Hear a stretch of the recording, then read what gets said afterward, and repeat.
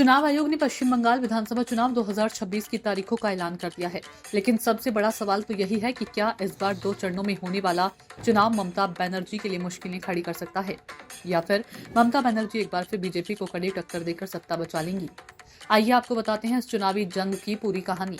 पश्चिम बंगाल की 294 विधानसभा सीटों पर चुनाव का बिगुल बज चुका है। चुनाव आयोग ने घोषणा की है कि इस बार राज्य में केवल 2 चरणों में मतदान कराया जाएगा। पहले चरण का मतदान 23 अप्रैल को होगा, जबकि दूसरे चरण की वोटिंग 29 अप्रैल को कराई जाएगी।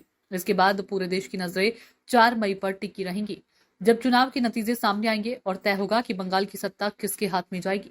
पिछली बार बंगाल में 8 चरणों में मतदान हुआ था, लेकिन इस बार सिर्फ 2 चरणों में चुनाव कराने का फैसला कई राजनीतिक समीकरण बदल सकता है। राजनीतिक विश्लेषकों का मानना है कि 2 चरणों में चुनाव होना मुख्यमंत्री ममता बनर्जी के लिए चुनौती बन सकता है। दरअसल इस बार महज 6 दिनों के अंतराल में पूरे राज्य की 294 सीटों पर मतदान होना है। पहले चरण में 152 सीटों पर वोटिंग होगी, जबकि दूसरे चरण में 142 सीटों पर जनता अपना फैसला सुनाएगी। वरिष्ठ पत्रकार प्रभाकर मणि तिवारी का कहना है कि ममता बनर्जी पिछले करीब 15 साल से बंगाल की सत्ता में है और लंबे समय तक सत्ता में रहने की वजह से सरकार के खिलाफ एंटी इनकम्बेंसी यानी विरोध की लहर भी बढ़ सकती है। हालांकि दिलचस्प बात तो यह है कि पिछले चुनाव में 8 चरणों में मतदान हुआ था, तब ममता बनर्जी ने उसकी कड़ी आलोचना की थी, लेकिन माना जाता है कि उस लंबे चुनावी कार्यक्रम का फायदा उन्हें ही मिला था। अब जब चुनाव सिर्फ 2 चरणों में हो रहा है, तो इतनी बड़ी संख्या में सीटों पर एक साथ चुनाव होना टीएमसी के लिए चुनौती बन सकता है।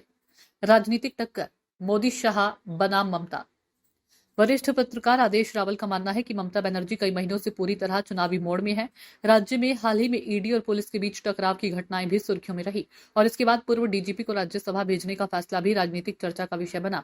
राजनीतिक जानकारों का कहना है कि बंगाल का चुनाव अक्सर सीधे तौर पर ममता बनर्जी बनाम बीजेपी के केंद्रीय नेतृत्व यानी नरेंद्र मोदी और अमित शाह के बीच की लड़ाई बन जाता है। बीजेपी के सामने सबसे बड़ी चुनौती यह है कि राज्य में ऐसा कोई स्थान नेता नहीं है जिसका कद ममता बनर्जी के बराबर हो।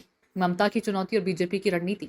विश्लेषकों का मानना है कि बीजेपी की खासियत तो यह है कि पार्टी आखिरी वोट तक पूरी ताकत से चुनाव लड़ती है। वहीं ममता बनर्जी को विपक्ष के सबसे मजबूत और लड़ाकू नेताओं में गिना जाता है। राजनीति के जानकार मानते हैं कि ममता बनर्जी उन नेताओं में से है जो बीजेपी के मैदान में उतरकर भी उन्हें कड़ी चुनौती देने का दम रखती है। अब सवाल तो यही है कि क्या 2 चरणों में होने वाला चुनाव बंगाल की राजनीति का समीकरण बदल देगा?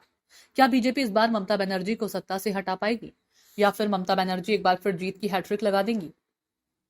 इसका जवाब मिलेगा 4 मई को, जब बंगाल की जनता का फैसला पूरे देश के सामने आएगा। तो बंगाल में चुनावी जंग शुरू हो चुकी है, रणनीतियां बन रही हैं, आरोप प्रत्यारोप तेज हो रही हैं। अब देखना दिलचस्प होगा कि इस हाई वोल्टेज मुकाबले में बाजी किसके हाथ लगती है। फिलहाल के लिए इतना ही। अगर आपको ये खबर पसंद आई हो तो चैनल को लाइक, शेयर और सब्सक्राइब जरूर करें।